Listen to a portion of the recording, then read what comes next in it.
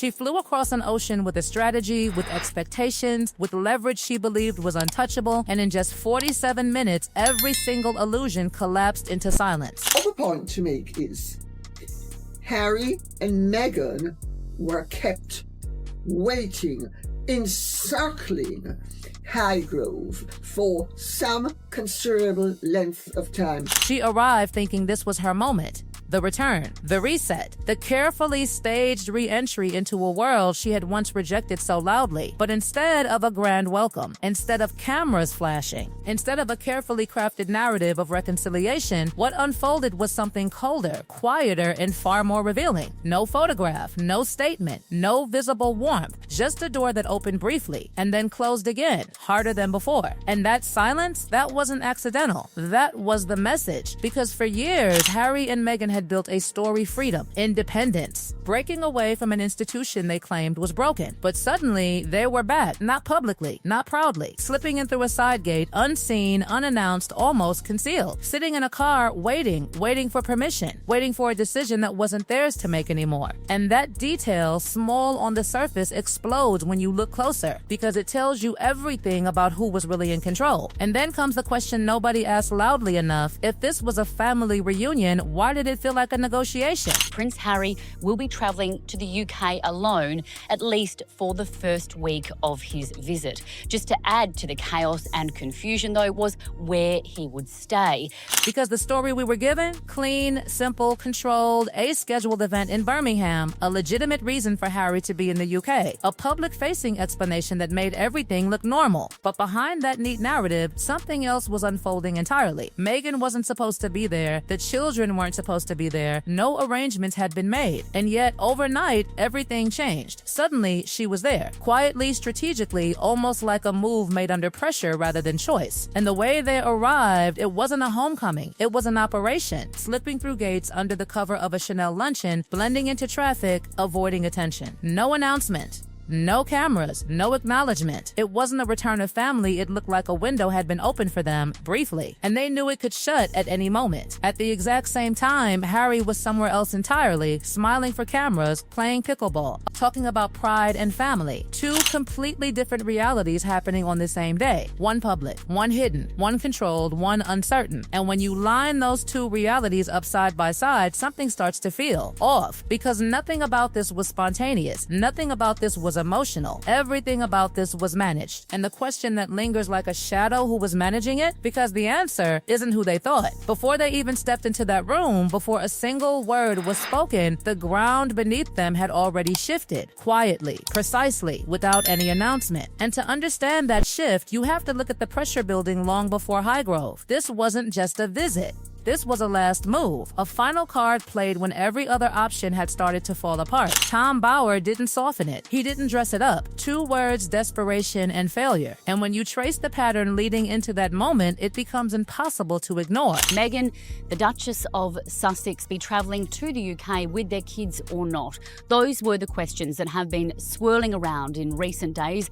Because look at the sequence. Netflix, once the foundation of their new life, quietly scaled back. Spotify gone. Not because of creative differences, not because of strategy, but because expectations weren't met. The lifestyle brand meant to redefine everything struggling, numbers falling, products sitting unsold. Even the moments that looked like wins weren't. A nomination for a show already canceled. Recognition without continuation. Visibility without stability. And when you step back and connect those dots, it stops looking like isolated setbacks. It starts looking like a pattern, a cycle. Build, announce, fade, repeat, and patterns like that don't just happen. They signal something deeper, something structural. So when they arrived at Highgrove, they weren't just walking into a family meeting. They were walking into the one place left that could restore everything they had lost: status, credibility, relevance, and suddenly that quiet arrival through the gates doesn't look so casual anymore. It looks urgent. It looks calculated. It looks like a move made when the clock is already ticking. Even the Invictus Games, the official reason for being there, wasn't as solid as it seemed. Funding funding gaps, pressure building, deadlines approaching. The one project that had remained steady now under strain. So when Bauer said those two words, it wasn't exaggeration. It was precision. Because by that point, the royal family wasn't just part of their past. It had become the only path left to stabilize their future. And that's where everything starts to turn. Because before they even reached the door, the palace had already made its move. And it did it in silence. First, the accommodation, an offer made. Then, suddenly withdrawn. Two completely different explanations. Two opposing versions. And somewhere between them, the truth. But what matters isn't which version is right. What matters is what it reveals. Trust was gone. Then, the demands. Sent ahead. Specific, detailed, as if the outcome had already been agreed. And yet, none of it materialized. No palace. No preparations. No conditions met. Instead, Highgrove, a private residence. Not an institution. Not a statement. A setting that stripped the meeting of its public significance. And then, the wait. That quiet, uncomfortable detail most people skipped over. The car circling. The uncertainty. The delay. For people who had crossed continents, who had built an entire strategy around this moment, being made to wait outside, unsure if the meeting would even happen, that isn't logistics. That's positioning. That's power. And in that moment, something subtle but critical became undeniable. The leverage they thought they had was already gone. And the strongest card of all the grandchildren. The emotional weight. The expectation that it would shift everything. It didn't, because the decision had already been made. Reality series with Love Meghan has been nominated for a Daytime Emmy Award. Now, this is despite the show being axed by Netflix earlier in the year. So plenty of royal fans are just scratching their heads over this. And by the time that door finally opened, the outcome wasn't being negotiated anymore. It had already been decided. The real question wasn't what they were about to gain, it was how much they were about to lose.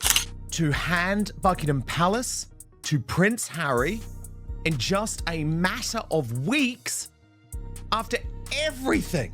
Because inside those 47 minutes, nothing unfolded the way they expected. Not emotionally, not strategically, not even symbolically. It wasn't a reunion, it wasn't reconciliation, and it definitely wasn't a reset. It was controlled. Every second measured, every interaction contained. The atmosphere wasn't warm, it wasn't softening, it didn't gradually ease into familiarity. It stayed exactly what it was from the first moment: formal, distant, almost clinical, like two sides sitting across from each other, aware of what was at stake, aware of what couldn't be said, and more importantly, aware of what would never be given. And then comes the detail that quietly changes everything. Queen Camilla in the room, not somewhere nearby, not coincidentally present. In the room from the beginning. And that presence, when you really sit with it, doesn't feel casual at all, because Queen Camilla isn't usually there. Queen Camilla has another home, another space, another routine. And yet, for this meeting on this specific afternoon, Queen Camilla was exactly where she needed to be. Watching, listening, witnessing, not participating, but observing every word, every shift, every subtle move. That's not family behavior. That's documentation. That's protection. And when a meeting requires a witness, especially a meeting between father and son, it tells you something has already broken far beyond repair. Because from that moment forward, nothing inside that room could be twisted later. Nothing could be reshaped into a public narrative. Nothing could be claimed, reinterpreted, or strategically released without contradiction. The presence of Queen Camilla locked the entire conversation into place. It sealed it. It neutralized it before it even had a chance to become something else. And then there's the separation. Harry inside, Meghan outside, not together, not united, not presenting a shared position. Split, whether deliberate or not, the message was unmistakable. The door opened for Harry, not for Meghan, not for Harry and Meghan as a combined force, just Harry. That division alone speaks louder than anything said in those 47 minutes, because it reframes everything. It strips away the idea of partnership in that moment and replaces it with something else entirely. Controlled access, no meal, no photographs, no shared moment that could be captured, framed, or circulated. Absolute conditions. Nothing leaves this room. Nothing gets turned into a story. Nothing becomes leverage. And that's where the real shift happens. Because Harry walked in with a narrative ready. A narrative that could have been powerful. A narrative that could have reshaped everything. But by simply allowing the meeting to happen under these conditions, King Charles removed that narrative entirely. There was no refusal, no denial, no public rejection. The door opened. The meeting happened. Because without proof, without imagery, without even a single line that could be quoted, the entire visit collapses into something intangible, something that can't be sold, can't be framed, can't be